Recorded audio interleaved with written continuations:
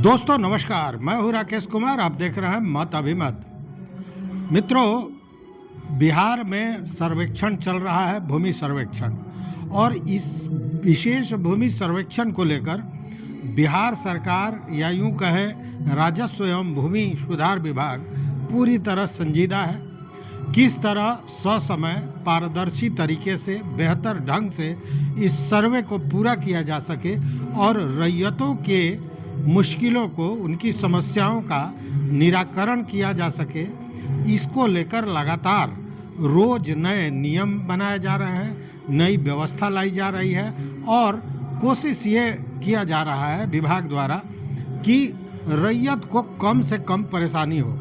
इसको लेकर मैंने आपको कल बताया था कि जो समीक्षा बैठक हुई उसमें जो राजस्व एवं भूमि सुधार मंत्री हैं संजय सरावगी, उन्होंने स्पष्ट कहा कि अब हम जन संवाद करेंगे, लोगों के बीच जाएंगे, उनकी समस्याओं को सुनेंगे और उनके समस्याओं का निराकरण भी करेंगे। इसी के तहत जो रोज बेहतरी के लिए नई व्यवस्थाएं आ रही हैं, उसमें आज एक ऐप को लॉन्च किया गया और इस ऐप का नाम है राजस्व शिकायत निवारण प्रणाली। राजस्व शिकायत निवारण प्रणाली यह ऐप है और इस ऐप को आज मंत्री संजय सरावगी ने इसका उद्घाटन किया। और आपको जान के आश्चर्य होगा कि जो रैयत हैं वो कितने परेशान हैं, कितने मुश्किल में हैं। ये इससे आपको समझ में आएगा कि एक दिन में ही लगभग 450 शिकायतें इसमें आई हैं। अब ये 450 शिकायतें आई हैं, मतलब कि शिकायतें तो हैं, और इसी बात को कहीं न कहीं समीक्षा के दौरान देखते हुए संजय सरावगी जो मंत्री हैं, उन्होंने यह घोषणा कल की कि हम जन संवाद लगाएंगे, लोगों के समक्ष सीधे जाएंगे। मतलब सरकार रैयतों के द्वार पर जाकर उनके चीज़ों को, समस्याओं को समझेगी और उसका निराकरण निकालेगी। अब ये जानने की ज़रूरत है कि इस ऐप से क्या लाभ होने वाला है। तो सबसे पहला लाभ तो ये होने वाला है कि आप अपने कंप्यूटर से या अपने सीधे साधारण मोबाइल से भी अपनी समस्या को, शिकायत को इसमें ऑनलाइन प्रेषित कर सकते हैं, भेज सकते हैं। दूसरी बात कि आप जो पूर्व में शिकायत किए हैं उन शिकायतों को भी देख सकेंगे कि उनकी क्या स्थिति है, उस पर क्या कार्रवाइयाँ हो रही है। दूसरी बात कि अगर आपने कभी ऑफलाइन शिकायत किया है तो उस ऑफलाइन शिकायत को भी ऑनलाइन में आप कन्वर्ट कर सकते हैं, बदल सकते हैं। और सबसे बड़ी बात है कि शिकायतों पर जो कार्रवाई विभाग द्वारा की जाएगी, इसकी पूरी जानकारी आपके पास होगी इस ऐप के द्वारा।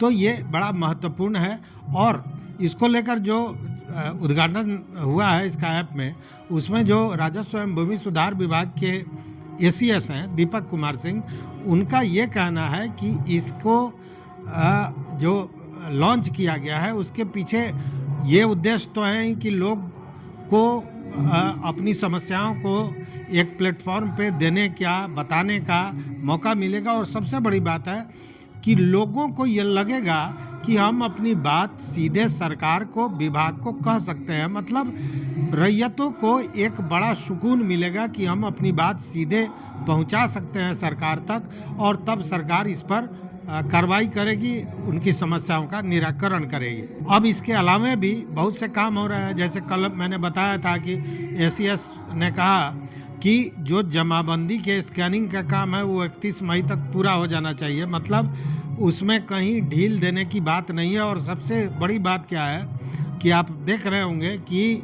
लगातार समीक्षाएं हो रही हैं, बैठकें हो रही हैं और बड़े पदाधिकारी से लेकर अंचलाधिकारी तक जितने भी हैं, इन सारे लोगों के काम को बड़ी नज़दीक से, बहुत संजीदगी के साथ उनको देखा जा रहा है कि कौन अच्छा काम करना है या कौन काम में लापरवाही बरत रहे हैं। और इसमें सबसे महत्वपूर्ण हो जाता है दाखिल खारिज। दाखिल खारिज को लेकर भी जो समीक्षा हुई है उसमें कई ऐसे अंचल आए हैं जो बहुत बेहतर काम नहीं किए हैं। दाखिल खारिज का मामला आता है, बिना जांच किए हुए उसको अस्वीकृत कर देते हैं। और वैसे में चनपटिया ब्लॉक है, चनपटिया अंचल है, जो पश्चिम चंपारण में है, उसके अलावा अररिया का पलासी है, उसके अलावा मधुबनी का बाबू बरही है, पूर्वी चंपारण का मधुबन है।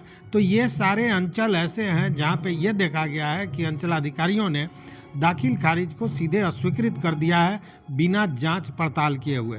तो इन लोगों पर कार्रवाइयाँ भी होंगी निश्चित रूप से। दूसरी बात कि उन्होंने कहा इस पर कि ये जो पदस्थापन और ट्रांसफ़र वगैरह होता है, इसमें यह देखा जाएगा कि वो अंचलाधिकारी कितना अच्छा काम किया है, बेहतर काम किया है, और उसी को आधार माना जाएगा। तो उसके बाद से अंचलाधिकारियों में भी एक तरह से कहें कि हड़कंप मचा हुआ है। दूसरी बात कि कार्रवाइयाँ भी हो रही हैं, जैसे नालंदा डीएम ने पिछले दिनों नालंदा के गंगासराय जो अंचल है उसके महिला जो सीओ हैं, पदाधिकारी हैं, उनके विरुद्ध विभाग को लिखा था, प्रपत्र क गठित करने की बात की थी, और उस पर विभाग ने अपना फैसला भी सुना दिया। उनको जो वेतन वृद्धि मिलता है उस पर रोक लगा दी गई। तो इस तरह से कार्रवाइयाँ भी हो रही हैं ताकि रैयतों को बेहतर से बेहतर सुविधा मिल सके, और यह जो सर्वे का काम है वो ससमय पारदर्शिता के साथ पूरा हो सके। अब इसको लेकर एक और महत्वपूर्ण चीज़ यह है कि सरकारी ज़मीन पर अवैध रूप से कब्जा किए हुए लोगों पर कार्रवाइयाँ होंगी, और यह स्पष्ट है। अच्छा है क्या कि आप जानते होंगे कि बहुत से आपके पास भी इस तरह की घटनाएं आई होंगी, जानकारियां मिली होंगी कि सरकारी ज़मीन पर भी गलत ढंग से जमाबंदी कर लिया जाता है, रसीद कटा लिया जाता है। अभी पिछले दिनों के पाठक गए थे आरा में, आपने देखा होगा 339 एकड़ ज़मीन जो सरकारी ज़मीन था उसकी जमाबंदी काट दी गई थी। तो ऐसे ज़मीनों को चिन्हित किया जा रहा है, मतलब सरकारी ज़मीन को चिन्हित करना है और वो सरकार के नाम पर उसका खतियान बनेगा, मतलब सरकार के नाम पर वो दर्ज होगा। और स्पष्ट रूप से अतिक्रमण की पहचान करनी है, और इसके लिए जो दिशा निर्देश दिया गया है उसमें स्पष्ट कह दिया गया है कि गरमजरुआ खास ज़मीन, अनाबाद सर्वसाधारण की जो ज़मीन है, तालाब है, आहर है, पैन है, परती है, ऐसे ज़मीन जो खतियान में हैं उसमें पूरी तरह जांच करनी है और ऐसे ज़मीन को बिहार सरकार के नाम पर दर्ज करना है। हाँ, वहाँ एक छूट दी गई है, वो ये दिया गया है, मतलब हर नियम का अपवाद होता है तो इसको अपवाद मानिए। वो ये कहा गया है कि अगर इस तरह की ज़मीन है और 1 जनवरी 1946 के पहले अगर ज़मींदार ने वैध पट्टे, मतलब सही पट्टे के आधार पर वह ज़मीन किसी रैयत को दे देता है, दिया है, उस स्थिति में वह ज़मीन रैयत की होगी, अन्यथा बिहार सरकार की मानी जाएगी। तो एक यह छूट दिया गया है, वो भी कब से, जब जमींदारी प्रथा लागू हुई उसके पूर्व से, मतलब 1 जनवरी 1946 के पूर्व अगर इस तरह की व्यवस्था हुई है, कोई वैध पट्टा जमींदार द्वारा दिया गया है, तो वो ज़मीन रैयत की मानी जाएगी। यही स्थिति है, मतलब कि पूरी तरह एक्शन मोड जो कहते हैं, उस एक्शन मोड में बिहार सरकार है, राजस्व एवं भूमि सुधार विभाग है, रोज नई चीज़ें आ रही हैं, नए नियमावली आ रहे हैं, और उसके पीछे कारण मात्र इतना ही है कि इस सर्वे कार्य को पूरा करना है और साथ में रैयतों की परेशानियों को मिनिमाइज करना है, कम से कम करना है, ताकि रैयत आसानी से इस सर्वे में अपना योगदान दे सके, अपने ज़मीन का सर्वे करा सके। इसके अलावा भी कई बातें हैं, आप जानते हैं, जैसे बदलैन का ज़मीन बहुत बड़ी समस्या थी, उसके लिए भी सरकार ने नियमावली बना दिया। अब बहुत आराम से अदलैन बदलैन वाले ज़मीन पर मलकियत अपनी दर्ज कराई जा सकती है।